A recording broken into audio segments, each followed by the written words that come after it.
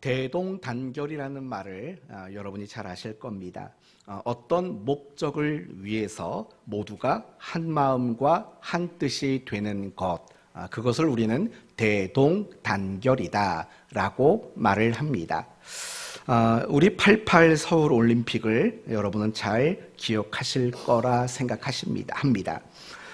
88 올림픽은요, 사실은 우리나라가 개최했던 가장 큰 세계적인 대회였고, 또 성공적으로 개최함으로 인해서 우리나라 경제 발전이 이루어질 수 있었던 도약의 계기가 되는 사건이 88 서울 올림픽 일이었습니다.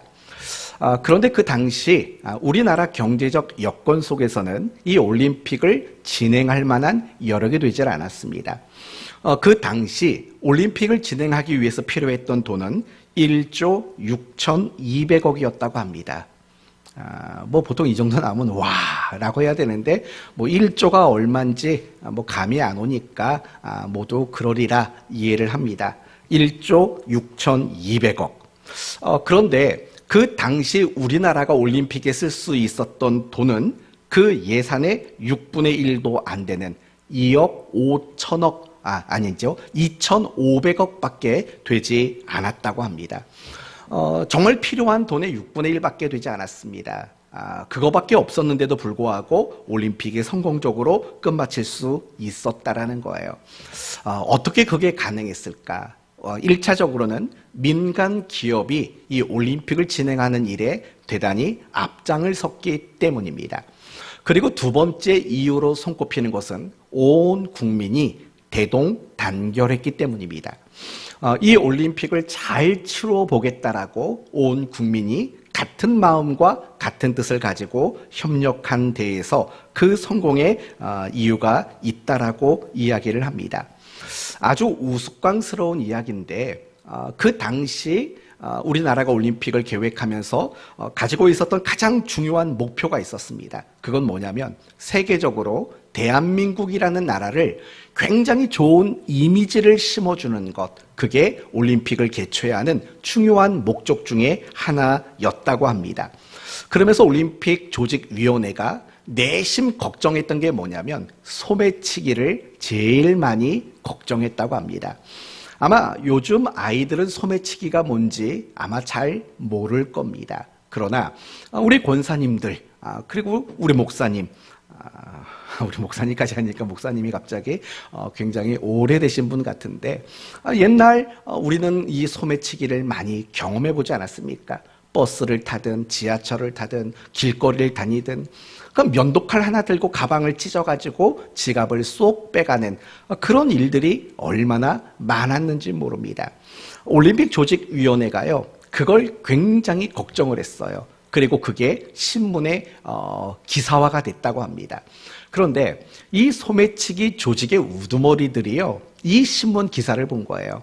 우리나라가 올림픽을 하는데 이 소매치기로 인해서 이미지가 나빠질까 봐 걱정이 된다라는 이런 기사를 보게 된 거예요. 그러니까 기분이 나쁜 거죠. 소매치기 조직 우두머리들이 모여가지고 적어도 올림픽이 끝날 때까지는 절대로 소매치기 하지 말자. 심지어 외국인에게는 다가가지도 말자. 이런 결의를 냈다고 합니다. 그리고 정말로 그 올림픽 기간 동안에 소매치기 하는 일들이 거의 없었다고 합니다. 제가 이런 이야기를 드리는 이유는 뭐냐면 사실 우리나라 여건상, 경제적 여건상 불가능했던 올림픽이지만 그 불가능해 보이는 일을 잘 마칠 수 있었던 것들, 그런 것은 결국은 온 국민들이 대동단결했기 때문이다 라는 이 말씀을 여러분에게 드리려고 말한 겁니다. 그런데 오늘 본문도 마찬가지입니다. 아무리 생각해도요, 현실적으로는 불가능해 보이는 일들을 해낸 예루살렘 교회에 대한 이야기를 말합니다. 더 정확히 말한다면 가난한 자들이 없도록 만드는 그 일을 예루살렘 교회가 이루어냈다라고 말하는 겁니다. 그리고 그 이유가 무엇이냐? 예루살렘 교회 성도들 모두가 한 마음 한 뜻이 되어지는 대동단결의 모습이 그들에게 있었기 때문이라고 말해주고 있습니다. 그러므로 오늘 말씀을 통해서 저와 여러분 모두가 마음에 다짐하고 또 다짐할 것은 우리 모두가 하나님과 하나님 나라를 위해서 우리 모두 한 마음과 한 뜻이 되어지는 이 일들을 다짐하는 그런 시간이 되었으면 합니다. 이제 오늘 본문을 살펴보도록 하겠습니다. 오늘 본문은요, 예루살렘 교회 안에 일어난 일을 소개하고 있습니다. 어떤 일이 일어나는지 한번 봅시다. 32절. 믿는 무리가 한 마음과 한 뜻이 되어 모든 물건을 서로 통용했답니다. 이게 무슨 말이죠? 내 거야, 이런 게 없었다라는 거예요. 내 물건도 옆집 사람이 마음대로 쓸 수 있게끔 모든 물건을 통용했답니다. 자기 재물을 조금이라도 자기 것이라고 주장하는 일들이 없었다고 말합니다. 또 34절 말씀을 보시면 중간에 밭과 집이 있는 자는 팔아서 그 판 것의 값을 가져다가 라고 말을 해요. 집 있는 사람, 밭 있는 사람은 그것을 팔았다라는 거예요. 그리고 사도들 발 앞에 가져다 둬놓고 사도들이 그것을 정말 올바르게 쓸 수 있도록 모든 것을 다 위임했다, 이렇게 이야기를 합니다. 그러면서 36절을 보시면 그 일에 가장 모범이 되었던 한 사람을 소개합니다. 그 사람이 누굽니까? 바나바라 하는 사람이라고 말을 합니다. 그리고 그들이 그런 일들을 행함으로 말미암아 어떤 결과가 나왔냐면 34절에 그 중에 가난한 사람이 없으니 라는 결과가 이루어졌다라고 오늘 본문이 말해주고 있는 겁니다. 조금은 뜬금없는 이야기일지도 모르겠습니다. 그런데 저는 오늘 본문을 묵상하다가 제일 먼저 제 마음속에 와 닿았던 내용이 있습니다. 그것은 이런 겁니다. 과연 성령 충만이 뭘까? 그리고 오늘 본문이야말로 성령 충만을 말하는, 이야기하는 가장 좋은 본문이 아닐까라는 그런 확신이 제 마음속에 들었습니다. 왜 그러냐면요, 오늘 본문 이전에 31절 말씀을 보시면 이런 내용이 나옵니다. 빌기를 다음에 모인 곳이 진동하더니 무리가 다 뭘 받았답니까? 성령의 충만함을 받았다라고 그렇게 이야기를 하고 있는 거예요. 그들이 성령 충만을 받았다라는 이야기가 31절에 나와요. 그리고 성령 충만 받은 그들의 모습을 소개하는 첫 번째 장면이 바로 오늘 본문이라는 거예요. 그렇다면 여러분, 오늘 본문의 이야기를 간략히 함께 살펴봤지 않습니까? 그렇다면 성령 충만한 사람들에게 나타난 그들의 모습은 과연 무엇이었습니까? 자신의 물건을 모든 이와 함께 공동 사용하는 모습으로 나왔고, 자기 물건을 내 것이라고 주장하지 않는 일들이 나왔고, 집 있는 자, 밭 있는 자가 그것을 팔아서 교회 앞에 헌납하는 것이 나왔습니다. 그래서 그 결과가 뭐라고요? 예루살렘 교회 안에는 가난한 성도가 없게 되는 결과들이 나오게 되었다라는 거예요. 여러분, 이 모습을 가지고 우리가 성령 충만한 사람들에게 나타나는 모습이 과연 무엇인가를 생각해 볼 수 있다라는 거예요. 적어도 이런 거죠. 성령 충만한 사람의 가장 우선적인 특징은 개인적이지 않다라는 거예요. 개인적인 이기심이 그들에게는 사라져 버렸다라는 거예요. 이게 성령 충만한 예루살렘 교회 성도들의 첫 번째 모습인 거예요. 그리고 더 나가서 다른 사람의 없는 것, 다른 사람의 필요를 채워주고자 하는 마음이 그들 마음 가운데 생겨났다라는 거예요. 이게 바로요, 성령 충만을 받은 성도들에게 나타났던 첫 번째 모습이라는 게 너무 감격스러웠어요. 우리는 보통 성령 충만이라고 말하면 뭘 제일 많이 생각하냐면 기도를 뜨겁게 하는 것, 또는 무엇인가 열정을 다해서 하는 것, 이런 것들을 우리는 성령 충만으로 가장 많이 이해를 하죠. 물론 그런 것들도 성령 충만의 한 내용인 것은 맞습니다. 그러나 적어도 오늘 본문을 통해서 우리가 생각해 봐야 되는 건 그런 건 거예요. 진짜 성령 충만은요, 개인적인 사람이 되는 게 아니에요. 개인의 어떤 그 이기심, 거기에 사로잡혀 있는 사람은 성령 충만한 사람이 아니라고 말하는 거예요. 다른 사람의 없는 것, 다른 사람의 필요를 채워주고 싶은 마음이 가득한 사람, 바로 그런 사람이 성령 충만한 사람이다라고 말하고 있는 거예요. 개인의 이기심을 버리고 다른 사람의 필요를 채워주고자 하는 마음, 여러분, 이 마음을 한마디로 말하면 어떤 마음이라고 말하겠습니까? 이웃을 사랑하고자 하는 마음이라고 말할 수 있는 거예요. 그러니 성령 충만이란 무엇이냐면 결국에는 이웃을 사랑하는 것이 성령 충만이라고 말할 수 있는 거예요. 다시 말하면 이런 말이에요. 성령 충만이란 이웃 사랑이 충만한 사람에게만 적용이 되는 말이 바로 성령 충만이라는 거예요. 우리가 아무리 신앙의 열심을 가지고 신앙의 남다름을 가졌다 할지라도 이웃 사랑하는 마음들이 없다면 우리는 성령 충만하다고 말할 수는 없다라는 거예요. 사실은 이 이야기는 오늘 본문이 우리에게 말하고자 하는 이야기만이 아닌 거예요. 성령 충만과 관련된 성경의 여러 본문들이 있지 않습니까?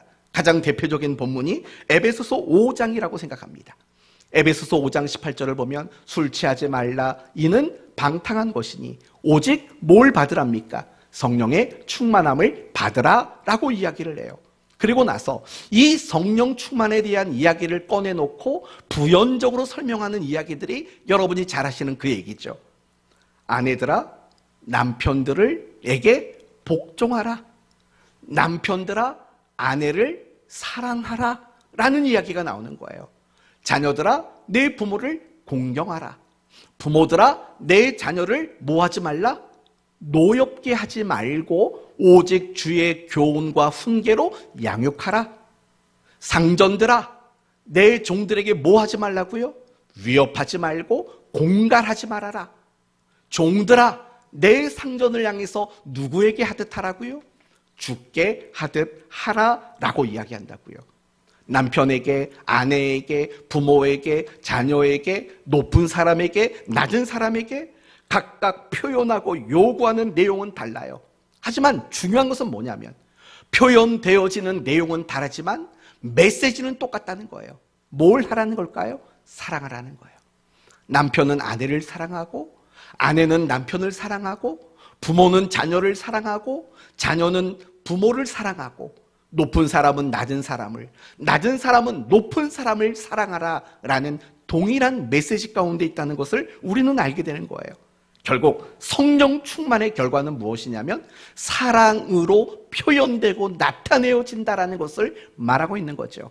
이와 똑같이 갈라디아서 5장에도 성령 충만과 연관된 이야기가 나옵니다. 어떤 얘기냐면 성령의 열매는 이것이니, 그러면서 제일 먼저 뭐가 등장하죠? 사랑부터 등장합니다. 성령의 열매 뭐가 나옵니까? 사랑과 희락과 화평과 오래 참음과 자비와 양성과 충성과 온유와 절제, 이렇게 9가지가 나온다고요.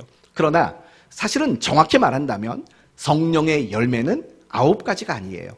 성령의 열매는 한 가지예요. 그 한 가지가 뭘까요? 사랑이라고 말하는 거예요. 우리가 흔히 말하는 사랑으로부터 시작되는 9가지의 열매는 각각의 열매가 아니라 사랑이라는 열매가 각각 어떻게 표현되고 어떻게 나타내어지는가를 보여주는 거예요. 그러니 한마디로 말한다면 성령의 열매도 결국은 사랑이라고 말하고 있다는 거예요. 전 오늘 본문을 보면서요, 그렇게 성령 충만했던 그들의 모습이 사랑으로 표현되어지고 사랑으로 나타나고 있다는 것을 안 볼 수가 없었던 거예요. 그래서 오늘 본문의 내용과는 좀 다르게 느껴질지 몰라도 여러분에게 지금 그 말씀을 드리고 있는 거예요. 진짜 성령 충만은요, 사랑 충만이라고 밖에는 말할 수가 없는 거예요. 만약에 누군가가 여러분에게 성령 충만을 말할 때 사랑이라는 것을 말하지 않는다면 그 성령 충만은 진짜라고 말할 수가 없는 거예요. 그 사람이 가지고 있는, 또는 어떤 사람이 가지고 있는 성령 충만의 진위의 여부를 확인하기를 원한다면 그 사람은 사랑을 가지고 있는가를 보셔야만 해요. 여러분 자신을 점검할 때도 마찬가지예요. 내가 정말 성령 충만한지 아닌지는 뭘 보면 되냐면 내 안에 이기심이 있는지, 내 안에 자기 주장이 있는지, 아니면 이기심과 자기 주장을 다 버렸는지, 이걸 보시면 아는 거예요. 여러분의 마음속에 내가 누군가의 필요와 부족한 것을 채워주고 싶은 마음이 생긴다면 여러분은 성령이 충만한 사람이 맞는 거예요. 그러나 여전히 내게 이기심이 많고 자기밖에 모르고 자기 주장이 강하고 남의 필요를 채우는 것보다는 내 필요가 채워지는 것에 더 관심이 많다면 미안하지만 여러분은 성령 충만한 사람이라고 말할 수 없다는 사실을 기억하셨으면 좋겠습니다. 성령 충만은 다른 게 아니에요. 성령 충만은 결국 우리에게 사랑으로만 충만해지도록 만들어지는 결과를 만들게 되어 있다는 거예요. 이 점으로 여러분 자신이 성령 충만한 사람인지 그렇지 않은 사람인지를 확인했으면 좋겠어요. 그리고 더 나아가서 우리 교회 성도들에게 바라는 성령 충만은 이 사랑으로 열매 맺게 되는, 이기심과 더 나아가서 자기 주장을 내려놓고 누군가의 필요를 채워주는 데에만 관심을 가지는 이런 사랑으로 증명된 그런 성령 충만이 우리 교회 성도들이 가지는 성령 충만이었으면 좋겠습니다. 다른 교회 성령 충만은 모르겠어요. 다른 교회 성령 충만은 뭔가 좀 독특한 거 있을 수도 있겠죠. 그러나 제가 우리 교회 성도들에게 바라는 성령 충만은 바로 이런 것임을 여러분이 기억하셔서 여러분이 새벽마다 저녁마다 또 시간이 나서 기도할 때마다 이런 성령 충만을 날마다 구하는, 그래서 여러분의 모습 속에서 항상 사랑으로 열매 맺고 사랑으로 표현되어지는 이런 성령 충만이 여러분 모두에게 일어나게 되기를 예수님 이름으로 축원드립니다. 오늘 본문을 계속해서 보시면은요, 이런 생각이 들 수밖에 없어요. 과연 이게 현실적으로 가능한 일인가? 라는 생각이 들어요. 여러분 한번 생각해 보시겠습니까? 34절을 보시면 그 중에 가난한 사람이 없으니, 여러분 이 말이 이해가 되십니까? 정말 가난한 사람이 없다라는 이 일들이 현실적으로 가능한 일이라고 여러분 생각하십니까? 정말 이 땅에 있는 어느 교회가 가난한 성도가 없겠냐고요. 이 땅에 있는 어느 나라에 가난한 사람이 없는 나라가 과연 어디에 있겠습니까? 그런데 여러분 너무나 놀라운 표현을 하고 있는 거예요. 가난한 이가 없대요. 가난한 사람이 없대요. 이건 전혀 가능할 수 없는, 정말 불가능할 수밖에 없는 일이에요. 그럼에도 불구하고 예루살렘 교회 안에는 이 불가능한 일들이 되어지고 말았다라는 거예요. 그렇다면 이렇게 불가능한 일들이 이루어질 수 있었던 이유가 뭐냐? 바로 오늘 설교의 주제죠. 한 마음과 한 뜻이 된 그 일이 불가능한 일들을 가능하도록 만들었던 이유였다라고 말하는 거예요. 정말 잘 사는 몇몇 사람이 집 팔았기 때문에, 잘 사는 몇몇 사람이 밭을 팔았기 때문이 아닌 거예요. 모두가 한 마음 한 뜻이었던 거예요. 누구를 향해서요? 가난한 자들을 향해서 한 마음이고 한 뜻인 거예요. 밭과 집을 팔 만한 것이 없었던 사람들은 32절을 했겠죠. 32절, 모든 물건을 서로 통용하고 이걸 했겠죠. 자기 재물을 조금이라도 이건 내 거야 라고 주장하지 않는 일을 했겠죠. 어떤 사람은 집을 팔았지만, 어떤 사람은 밭을 팔았지만, 그 팔 것이 없는 사람들은 함께 나누어 쓰는 일들을 했다라는 거예요. 적어도 집이 있는 사람과 밭이 있는 사람, 가난한 그 사람들의 공통점은 뭐냐면 그 가난한 사람들의 필요를 채워주었다는데 같은 마음과 같은 뜻을 그들이 가지고 있었다라는 거예요. 사랑하는 성도 여러분, 오늘 본문을 묵상하면서 나도 재산 팔아야 되나? 나도 집 팔아야 되나? 여러분 이런 고민하지 마십시오. 집 안 팔아도 됩니다. 얼굴 표정을 보니까 다 그런 말 하고 있어요. 팔 집도 없어요. 안 팔아도 괜찮아요. 그건 여러분 마음입니다.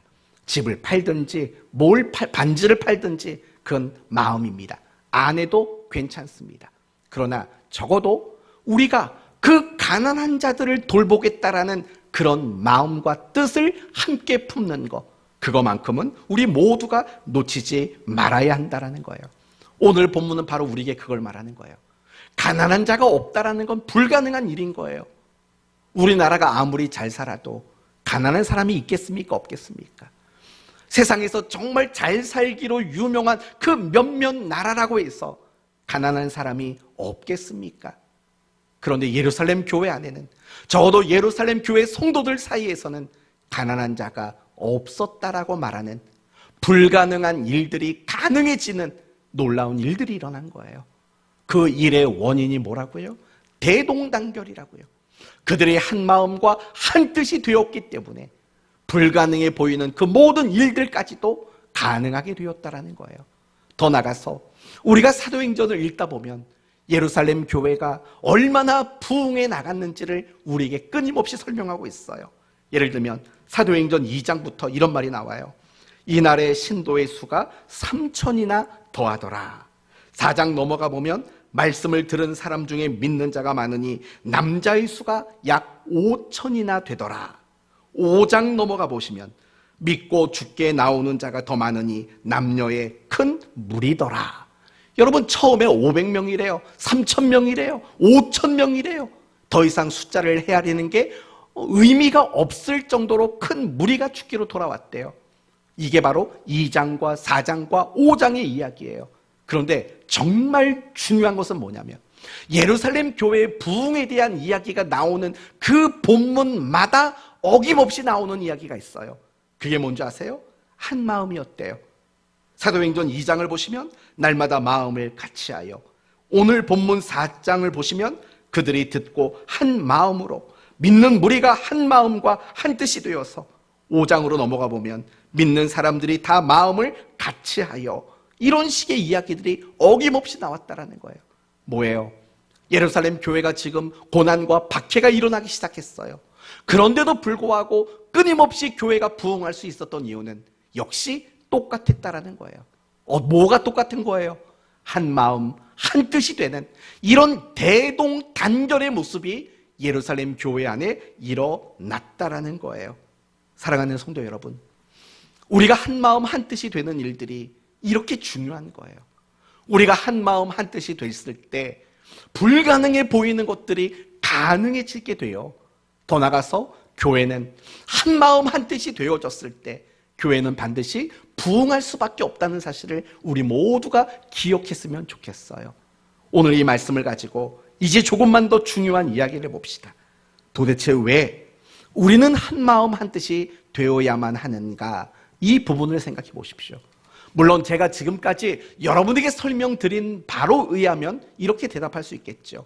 우리가 한 마음, 한 뜻이 될 때 불가능한 것이 가능해지기 때문에, 또는 우리가 한 마음이 되어질 때 교회가 부흥하기 때문에 라고 말할 수 있습니다.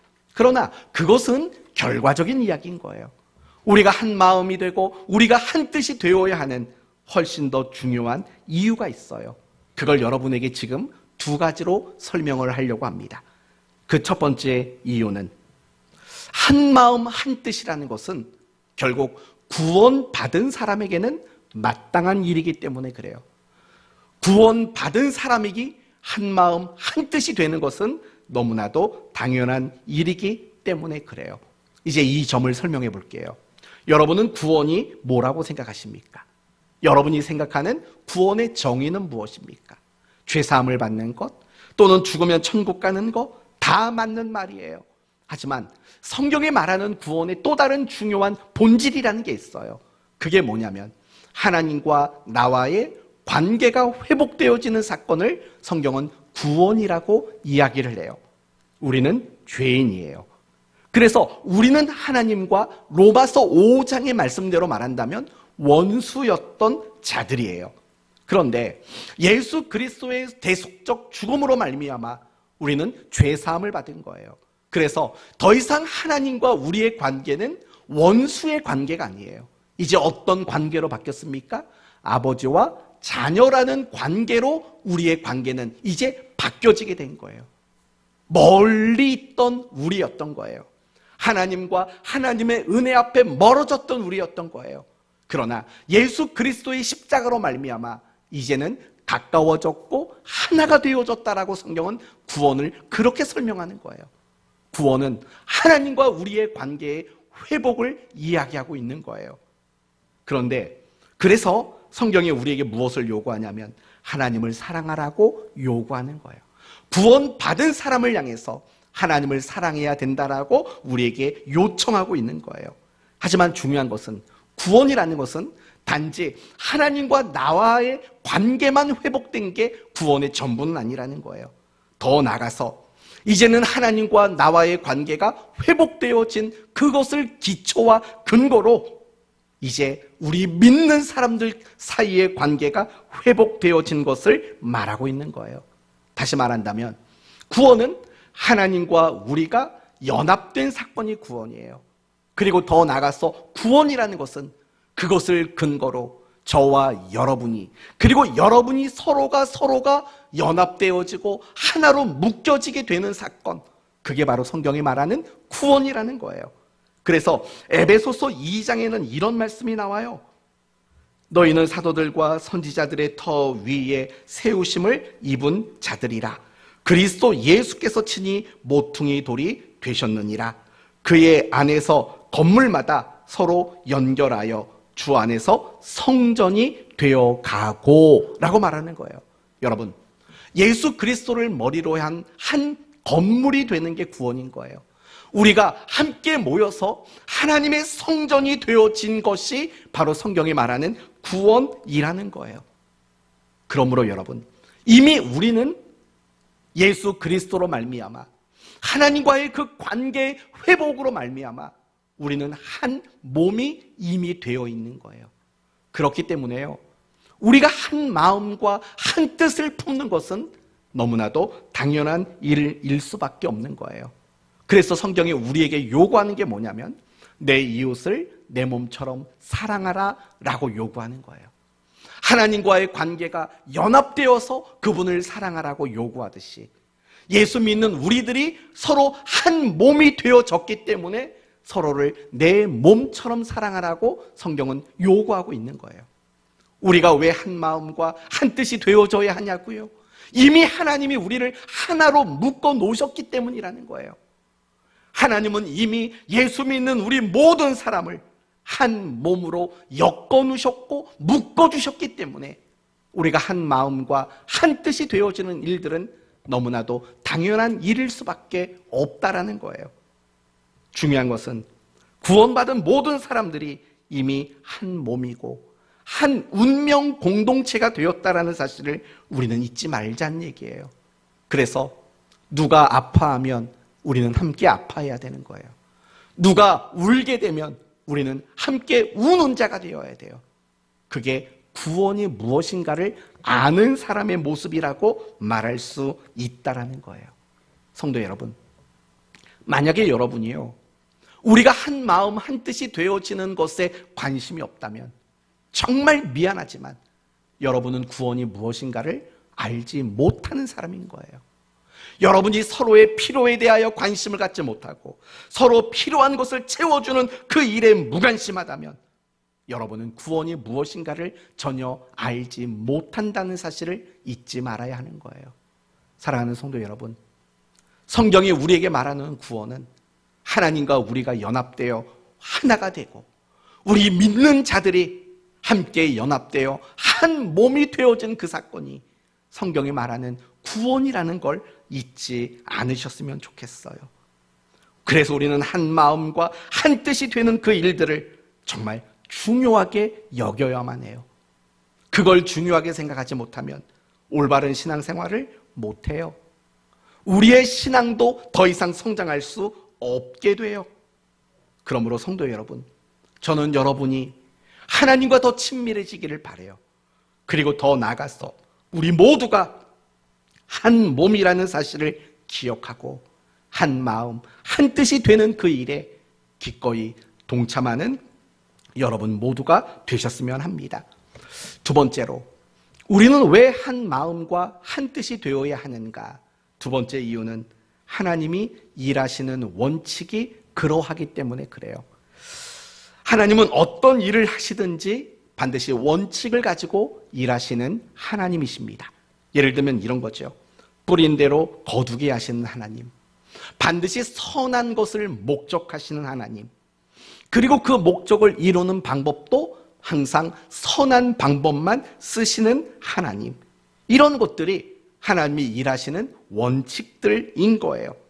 하나님은 어떤 일을 하실 때 계획을 가지고 일하시고 시간표를 가지고 일하시는 거, 이게 바로 하나님이 일하시는 원칙인 거예요. 그런데 우리가 알아야 하는 하나님의 일하심의 원칙 또 한 가지가 있어요. 그것은 무엇이냐면 하나님이 우리에게 같은 마음을 품게 하시고 우리와 함께 일하는 것. 그게 바로 하나님이 일하시는 원칙이라는 거예요. 이것을 가장 잘 보여주는 본문이 두 가지가 있어요. 하나는 창세기 18장이에요. 창세기 18장의 이야기는 소돔성의 멸망과 관련된 이야기예요. 어느 날 하나님께서 소돔성을 멸망하겠다라고 아브라함에게 이야기를 합니다. 그 이상하지 않습니까? 아니, 왜 아브라함에게 하나님이 그런 것까지 일일이 다 말하십니까? 아브라함에게 하나님이 보고하듯이 뭔가 브리핑하듯이 왜 소돔성을 멸망하겠다고 하나님은 이야기를 하셨을까요? 왜 그걸 말해줬을까요? 여러분 생각은 어떻습니까? 왜 말했죠? 하나님이 말할 사람 없어서 아브라함 불러다 놓고 내 얘기 좀 들어줘, 이것 때문에 말을 하셨을까요? 아니죠. 하나님이 소돔성을 멸망하기로 마음에 품으셨을 때 그 마음을 아브라함도 함께 품기를 원했던 거 아니겠습니까? 멸망할 수밖에 없는 소돔성을 바라보는 그 하나님의 안타까운 마음들을 하나님은 아브라함도 함께 품기를 원했던 거죠. 그래서 아브라함이 했던 일이 뭡니까? 그 소돔성을 위해서 중보하는 일들을 여러분 했다는 거 알지 않습니까? 의인 50명 있으면 어떡하겠습니까? 의인 45명, 의인 10명 있으면 어떡하겠습니까? 하나님께 계속해서 매달리면서 그 심판에 대한 보류와 만류를 요청했던 아브라함의 모습을 보십시오. 무엇이 느껴지십니까? 하나님은 지금 아브라함에게 같은 마음을 품도록 만들어주셨다는 거예요. 그리고 그 일을 위해서 함께 일하기를 원하셨다는 거예요. 이 이야기가 이사야서 6장에도 또 나옵니다. 하나님이 뜬금없이 이렇게 말을 합니다. 내가 누구를 보내며 누가 우리를 위하여 갈꼬? 라고 하나님이 말씀하십니다. 그리고 이 이야기를 들은 이사야 선지자가 말하죠. 주여, 내가 여기 있나이다. 나를 보내소서 라고 말을 합니다. 여러분 이상하지 않아요? 하나님이 이사야 선지자에게 명령하시면 되지 않습니까? 네가 가라 명령하면 되지 않습니까? 그런데 하나님은 명령하지 않습니다.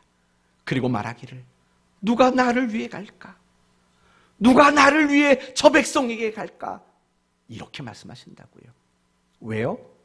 하나님은 이사야 선지자에게 하나님과 같은 마음을 품도록 만드셨기 때문에 그래요. 그래서 하나님과 같은 마음을 품고 하나님과 함께 일하기를 원하기 때문에 하나님은 이사야 선지자에게 그와 같은 방식으로 말씀을 하셨다라는 거예요. 이게 바로 하나님의 일하시는 방법이에요. 그런데 더 나가서 하나님은요, 하나님 자신의 마음과 우리의 마음을 같게 하셔서 우리와 함께 일하듯이 하나님은 우리 각 사람이 같은 마음, 같은 뜻을 품고 함께 일하는 것을 하나님은 원하시고 그것을 원칙으로 하나님은 가지고 계신 분이기 때문이라는 거예요. 하나님은요, 우리가 한 마음을 품고 함께 일하는 것을 원하고 있어요. 오늘 본문을 보세요. 어떤 사람은 재산을 팔았어요. 그러나 재산을 팔 것이 없는 사람들은 자기의 물건을 함께 나누어 썼다라고요. 옛날에 우리가 학창시절에 도시락을 사갖고 다녔지 않습니까? 얼마 전에 저희 딸한테 아빠는 양은 도시락 싸갖고 갔고 겨울에 난로 위에 그 도시락을 올려놓고 밥을 먹었어. 그랬더니 이해를 못하는 거예요. 그 말을. 왜요? 아빠 그때 급식 없었어요? 라고 얘기를 하더라고요. 그래서 한마디 했죠. 이놈의 자식아, 너는 얼마나 좋은 세상에 사는지 몰라. 아빠는 국민학교 때 석탄 받으러 아침마다 갔다가 와서 석탄 떼고 아무것도 이해를 못해요. 또 물어봐요. 아빠 다닐 때는 국민학교 때 몇 명 있었냐고 한 반에. 74명 있었다 이놈아. 자기 말에는 기껏해야 20명 남짓이래요. 그래서 더 충격적인 말을 해줬죠. 아빠 때는 오전반, 오후반도 있었어. 맞죠? 없었어요? 있었죠, 이 집사님? 그래요. 시대가 다른 거예요. 초등학교 출신이죠? 국민학교라고요? 오후반까지 있었다. 옛날에 그랬거든요. 도시락을 싸갖고 다니니까 숟가락을 안 갖고 다닐 때가 있어요. 그럼 어떻게 했겠어요? 친구 숟가락 하나 갖고 같이 쓰는 거죠. 이게 네 거다 내 거다 할 것 없이 오늘 본문처럼 서로 자기의 물건을 통용하는 거죠. 이런 건 뭐 아멘할 건 아니고요. 중요한 건 그런 것들이에요. 오늘 본문을 보면은 그들이 집을 팔거나 밭을 팔 것이 있는 사람들은 팔았어요. 하지만 팔 게 없는 사람들, 교회 앞에 뭔가 내놓을 만한 것들이 없는 사람들은 그 물건을 함께 사용했다라고 말해요. 중요한 건 뭔지 아세요? 함께 일하고 있는 거예요. 많이 가진 사람들은 많이 내놓는 방식으로, 내놓을 것이 없는 사람들은 마음을 나누는 방식으로 그들이 함께 일한 거예요. 하나님은요, 그걸 원하시는 거예요. 우리가 한 마음 한 뜻이 될 때 불가능이 가능하게 되고 교회가 부흥하게 되니까 이건 중요한 건 아니에요. 정말 우리가 한 마음 한 뜻이 되는 것은 우리가 받은 구원이 그것을 정당히 요구하기 때문이고, 하나님이 일하시는 방식이 항상 함께 일하는 것이 일하는 방식이기 때문에 그래요. 제가 예전에 그래서 이런 예를 들어본 적이 있을 거예요. 교회가 어떤 일을 하려고 합니다. 그런데 그 일을 하려면 100만 원이 필요합니다. 교회 일은 어떻게 하는 게 좋은 걸까요? 어쩌면 여러분 중에는 뭐 그까지 100만 원 제가 한번 헌금하고 말지요 라고 할 분이 계세요. 그러나 하나님은 그걸 원하지 않으세요. 이런 설교하면 좀 뭔가 손해볼 것 같은데 뭐 어쩔 수 없는 거죠. 하나님이 제일 원하는 방법은 헌금할 사람 없으면 한 사람이 100만 원 하면 됩니다. 그러나 그거보다 하나님이 원하시는 것은 10명이 10만 원씩 헌금하는 걸 원하십니다. 그런데 그거보다도 하나님이 더 원하시는 것은 100명이 10,000원씩 하기를 원하십니다. 그런데 그거보다 더 원하는 것은 1000명이 1000원씩 하는 것을 하나님은 더 원하십니다. 무슨 말인지 아시겠어요? 하나님은요, 어떤 일이든 한두 사람이 총대 메고 일하는 걸 원하지 않으신다고요. 하나님이 교회 일을 할 때 가장 바라시는 것은 한 마음, 한 뜻이 되어서 모두가 함께 협력하는 방식으로 일하는 걸 하나님은 원하세요. 그걸 하나님의 원칙으로 그렇게 정해 놓으셨기 때문인 거예요. 목사님 뭐 그렇게 복잡하게 일을 합니까? 아닙니다. 교회 일은요, 편할수록 하나님 뜻과 멀어질 수밖에 없어요. 교회 일은요, 정말 복잡해져야 맞는 거일 때도 있어요. 그걸 여러분이 아셨으면 좋겠습니다. 당연한 거죠. 그냥 한 명이 100만 원 하면 될 걸 굳이 10명, 100명이 10만 원, 10,000원씩 한다라면 그거 얼마나 복잡하겠냐고요. 그렇지 않겠습니까? 그러나 하나님은 그 복잡한 것을 통해서 기뻐하시고 그런 걸 하나님은 원하고 있다라는 사실을 우리는 잊지 말아야 돼요. 그럼 이유가 뭐냐? 이유는 간단해요. 한 명이 100만 원을 헌금하면은요, 하나님의 역사를 경험하는 사람은 몇 명일까요? 한 명인 거예요. 10명이 10만 원씩 헌금을 해서 교회 일을 하게 되면은요, 하나님의 일하심을 몇 명이 경험하냐면 10명이 경험해요. 100명이 10,000원씩 헌금을 해서 교회 일을 하면은요, 하나님의 일을 100명이 경험하게 되는 거예요. 하나님은 그래서 우리에게 때로는 복잡하더라도 한 마음을 만들고 한 뜻을 만드셔서 함께 일하는 것을 하나님은 원칙으로 그렇게 정해 놓으셨다라는 거예요. 사랑하는 성도 여러분, 여러분이 이 두 가지를 명심했으면 좋겠어요. 교회는 반드시 한 마음 한 뜻이 되어야 돼요. 그 이유가 뭐라고요? 기적도 아니고 부흥도 아니에요. 구원받은 사람에게 정당한 일이기 때문에 그래요. 더 나아가서 하나님은 그렇게 일하는 것을 원칙으로 삼으신 분이시기 때문이라는 거예요. 그러므로 여러분은 항상요, 교회 안에서 함께 무엇인가 할 때 제일 중요하게 생각하는 건 뭐냐면 한 마음 한 뜻이 되는 거, 대동단결이 되는 거, 그걸 여러분은 가장 중요한 준비요 기초라고 여러분은 생각하는 것이 마땅한 것입니다. 이제 간단하게 한 가지만 말씀드리고 마치겠습니다. 어떻게 하면 우리는 대동단결할 수 있겠는가? 필요한 것들이 너무 많더라고요. 하나씩 나열해 보니까 겸손도 필요할 것 같아요. 우리가 한 마음 한 뜻이 되려면 겸손해야죠. 누군가 교만해지기 시작하면 한 마음 한 뜻이 될 수 없죠. 뒤에서 그런 말밖에 더 하겠어요. 잘난 척 하기는. 그런 부정적인 이야기밖에 더 나오겠냐고요. 온유함도 필요해요. 여러분, 온유라는 것은 뭡니까? 우리가 사람을 하나님의 눈과 하나님의 마음을 가지고 존중하는 태도가 바로 온유라는 거 아니겠습니까?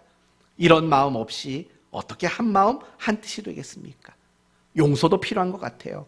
왜냐하면 우리는 작고 실수를 자주 하는 사람이에요. 목사라고 실수 안 하겠냐고요. 저도 늘 용서가 필요한 사람이고 여러분도 마찬가지인 거예요. 여러분은 실수 안 하세요? 여러분에게는 용서가 필요 없을까요? 그렇지 않다고요. 우리가 한 마음 한 뜻이 되기 위해서는 반드시 용서하는 자세도 분명히 필요해요. 만약에 이 공동체 안에서 용서가 존재하지 않는다면 우리는 절대로 한 마음과 한 뜻을 이룰 수 없는 게 너무 당연한 일 아니겠어요? 특별히 여러분에게 우리가 한 마음 한 뜻이 되기 위해서 필요한 세 가지를 간략히 말씀드릴게요. 첫째, 그것이 하나님의 뜻이라는 것을 잊지 말아 주셨으면 좋겠어요. 하나님의 뜻이에요. 우리가 한 마음 한 뜻이 되는 것이요. 그리고 두 번째는요, 여러분의 마음이 모두가 똑같아질 때까지 기다리지 마세요. 때로는 내 마음이, 내 뜻이 다를 수 있어요, 공동체 안에서. 그러나 협력해 주셔야 돼요. 교회가 정하고 교회가 계획하고 있는 일들에 대해서는 여러분의 생각과 뜻과 마음이 달라도 협력하는 노력이 절대적으로 필요하다는 거, 그걸 여러분이 기억하셨으면 좋겠어요. 우리 교회가 매주 마지막 주일은 선교주일로 지켜요. 함께 참여하셔야 돼요. 우리가 매월 첫 번째 주일은 전도데이로 지켜요. 공원에 나가서 버스킹하며 복음을 증거하는 일들을 해요. 어제 노회 모임이 있었어요. 시찰회 모임도 가졌어요. 거기서 여러 목사님들의 이야기를 하다가 전도를 다시 시작했는데 코로나 이후에 도무지 성도들도 전도하는 걸 기뻐하지 않고 사람들도 전도하는데 관심이 없어요. 이런 이야기가 굉장히 많이 나왔어요. 그래서 제가 한마디 했죠. 요즘에 우리 교회는 전도하는 게 엄청 기뻐졌다고 얘기를 했죠. 그리고 옛날에 우리가 공원에 나가서 티슈 전달할 때는 관심도 많이 없었는데 우리가 버스킹도 하고 찬양도 부르니까 사람들이 조금 더 관심을 갖다더라. 어쩌면 다른 교회 목사님들도 버스킹 준비하고 있을지도 몰라요. 여하튼 중요한 것은 그거죠.